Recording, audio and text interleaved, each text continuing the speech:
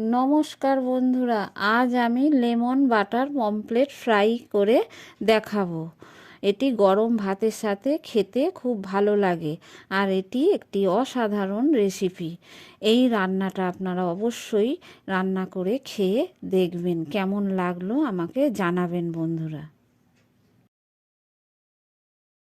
Lemon butter pomfret fry করার জন্য আমি দুটো পমফ্রেট নিয়ে ভালো করে ধুয়ে মাছগুলো ছুরি দিয়ে আমি বেশ কেটে কেটে নিয়েছি মাঝখান দিয়ে দিয়ে, না হলে মশলাটা এর মধ্যে ঢুকবে না, খেতেও ভালো লাগবে না। কেটে নিয়ে আমি এতে পাতিলেবুর রস দিয়ে দিচ্ছি, দিয়ে মাছটায় খুব ভালো করে আমি মেখে নেব, নিয়ে আমি ম্যারিনেট করে রেখে দিতে হবে। এবার দিয়ে দিলাম একটু লবণ, দিয়ে খুব ভালো করে মাছটাতে মেখে নিচ্ছি। লেবুর রস আর লবণ মেখে আমি মাছটা আধা ঘন্টার মতো রেখে দিচ্ছি। মশলা নিয়ে নিয়েছি আমি কয়েক কোয়া রসুন, বেশ কিছুটা ধনে পাতা আর 4টে কাঁচা লঙ্কা নিয়ে আমি মিক্সারে পেস্ট করে নিয়েছি, নিয়ে একটি পাত্রে ঢেলে নিয়েছি পেস্টটা। নিয়ে এবার এর মধ্যে আমি কিছু মশলা অ্যাড করে দিচ্ছি। লবণ দিয়ে দিয়েছি প্রথমে, আমি হলুদ দিয়ে দিয়েছি, এবার দিয়ে দিচ্ছি জিরের গুঁড়ো, একটু খুব বেশি দেবো না, হাফ চামচ মতো জিরের গুঁড়ো দিয়ে দিলাম, আর দিয়ে দেব হাফ চামচ মতো ধনের গুঁড়ো।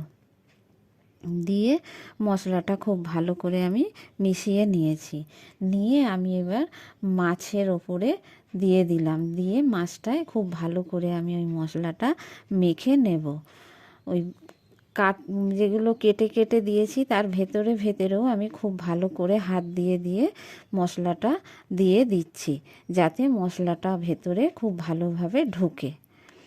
এই দেখুন, এইভাবে আমি হাত দিয়ে খুব ভালো করে মশলাটা পুরো মাছের গায়ে এপিট ওপিট করে মেখে নিচ্ছি, নিয়ে আমি রেখে দেবো এটা আবারও কিছুক্ষণ, আবারও 10-15 মিনিটের মতো আমি এটা রেখে দেব, যাতে মশলাটা খুব ভালো করে ঢুকে যায় ওই কাঁটাগুলোর মধ্যে।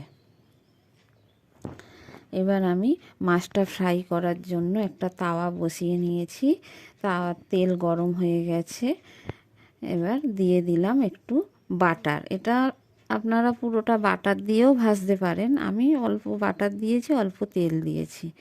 দিয়ে খুব ভালো করে বাটার আর তেল মিশিয়ে নিয়েছি, নিয়ে আমি এবার মাছগুলো দিয়ে দিলাম। দুটো মাছ দু সাইডে আস্তে আস্তে ভাবে দিয়ে দিয়েছি, দিয়ে এইবার যে মশলাটা আমার লেগেছিল ওই পাত্রে, এবার মশলাটা উপরে মাছের উপরে আমি খুব ভালো করে আবার দিয়ে দিয়েছি। দিয়ে এবার মাছটা খুব আলতো আলতোভাবে আমি উল্টে পাল্টে ভেজে নেব। পমফ্রেট মাছ খুব নরম তো, ভেঙে যেতে পারে, সেই জন্য খুব আস্তে আস্তে এই মাছটা ভাজতে হবে, আর খুব অল্প আঁচে ভাজতে হবে। বেশি আঁচে দিলে মশলাটাও পুড়ে যাবে, মাছটা খেতেও ভালো লাগবে না। মাছটা খুব ভালোভাবে এইভাবে উল্টে পাল্টে আমি ভেজে নিচ্ছি, আর খুন্তি দিয়ে মশলাটাও খুব ভালো করে গায়ে লাগিয়ে লাগিয়ে দিচ্ছি।